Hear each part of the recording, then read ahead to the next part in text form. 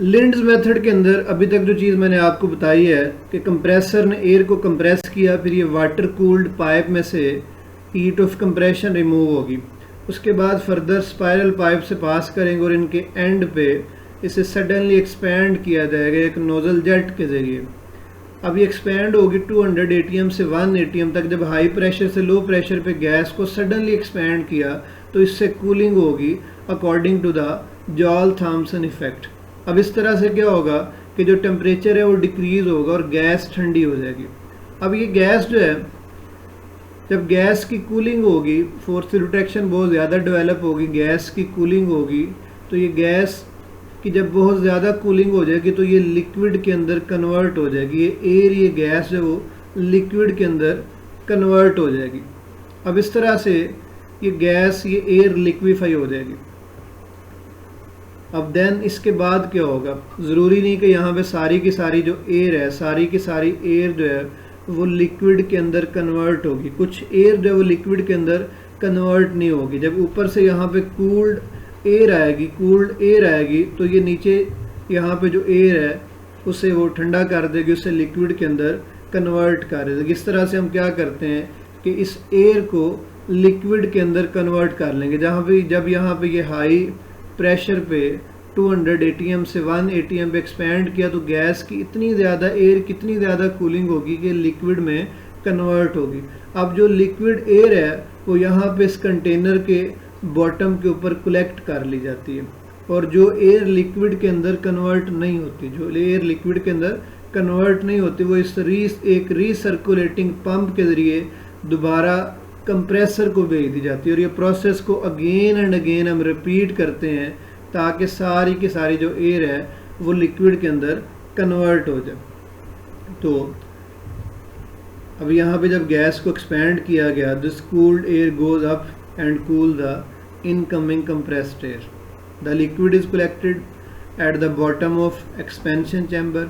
The air which is not converted into liquid is again sent to the compressor by using a recirculating pump and process is repeated again and again. और ये process जो है वो हम again and again repeat करते हैं ताकि सारे का सारा जो liquid है, सारे की सारी जो air है वो liquid में convert हो जाए।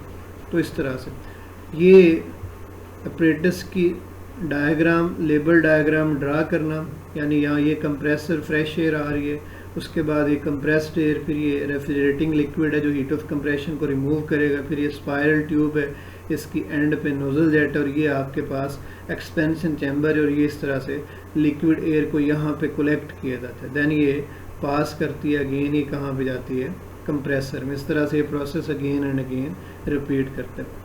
अब लिंड्स मेथड की कुछ लिमिटेशंस हैं।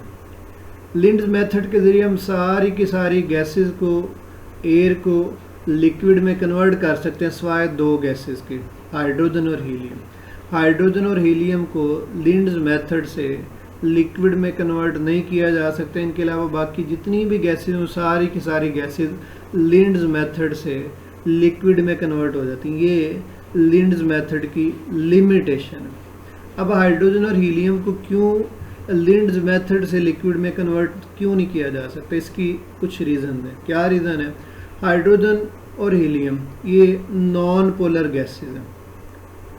हाइड्रोजन सबसे पहला एलिमेंट है, हीलियम दूसरा एलिमेंट है, और ये स्मॉलर साइज़ की गैसेस हैं। इनका जो मॉलिक्यूलर मैस है वो लेस है।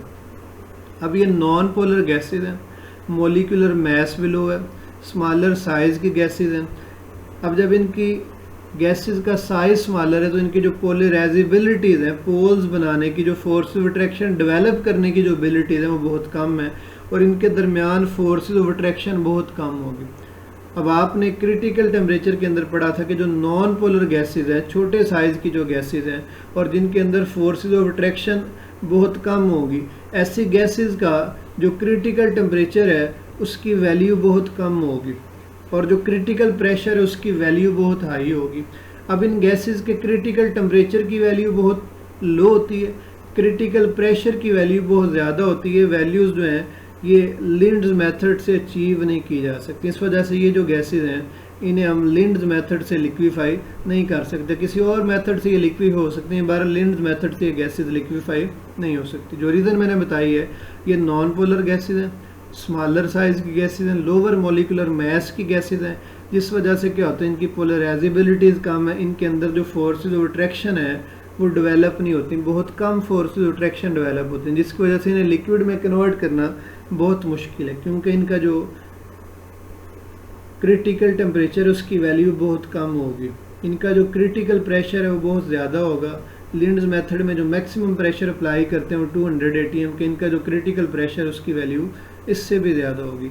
इस वजह से इन गैसेस को लिंड्स मेथड से लिक्विफाई नहीं किया जा सकता। अब ये लॉन्ग क्वेश्चन कंप्लीट हो गया। लिंड्स मेथड के अंदर सबसे पहले जो लॉन्ग क्वेश्चन है 2 नंबर उसमें डायग्राम के, और बाकी जो सारा आपने बताया इसके 2 नंबर है।